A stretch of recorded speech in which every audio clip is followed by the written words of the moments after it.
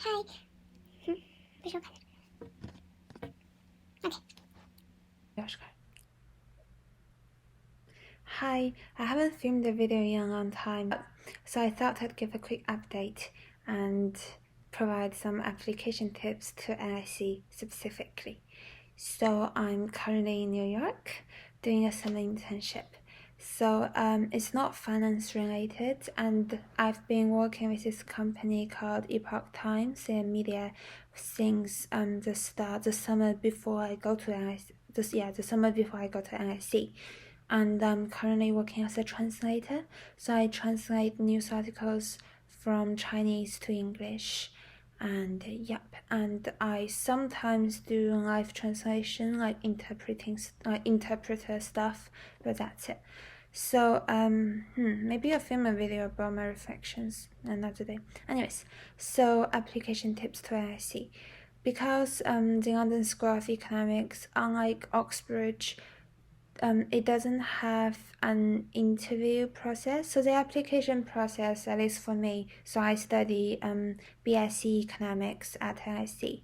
It's basically, so I submit my personal statement along with the reference, your results, everything, and then they just give you an update, which I waited for like nearly half a year, but that's it. So it's relatively simple in comparison to Oxbridge, who has written tests and interviews.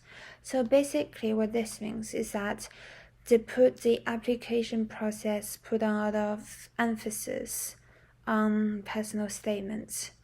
And while you might not be able to do much on your reference, but I think okay, so I'm gonna do application tips on NIC, and I'm going to do application tips on economics because that's what I do. So you need to put a lot of, your GCSE results and your reference, you can't control that much. It's very exogenous. So what you could do is to make sure your personal statement is perfect and it fits what NIC wants.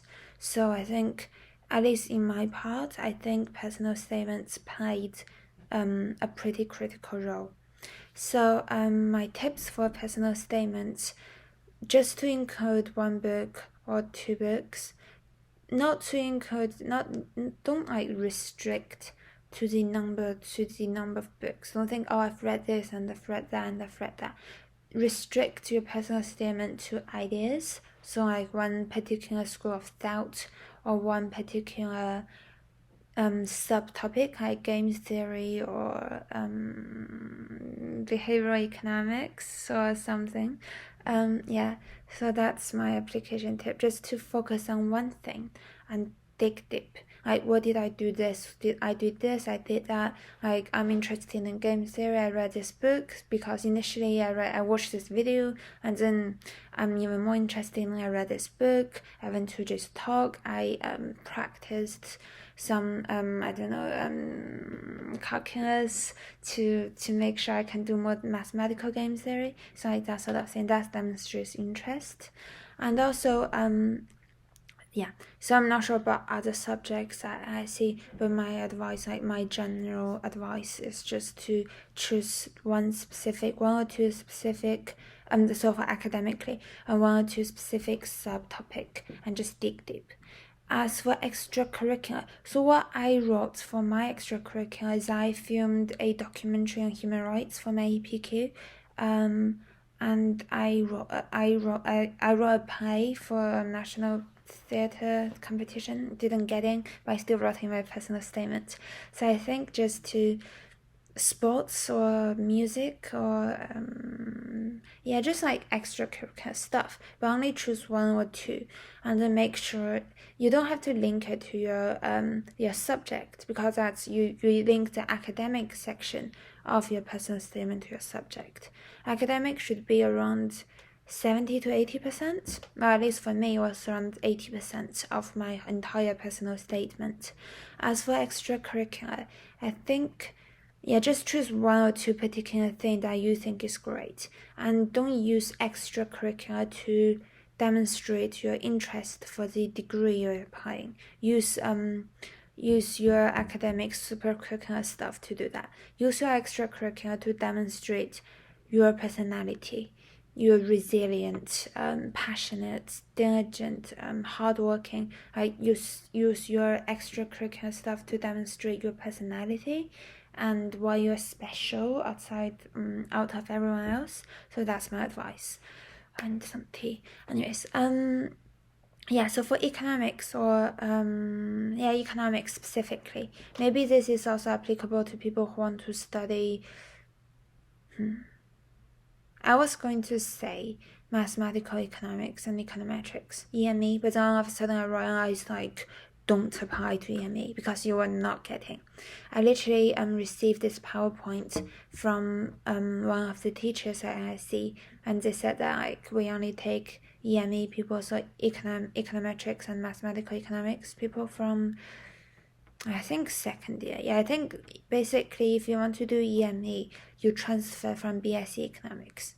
If you look at the course structure, the first and second year of EME is the same as the first and second year of economics. So my advice for people who want to study economics is that focus on maths.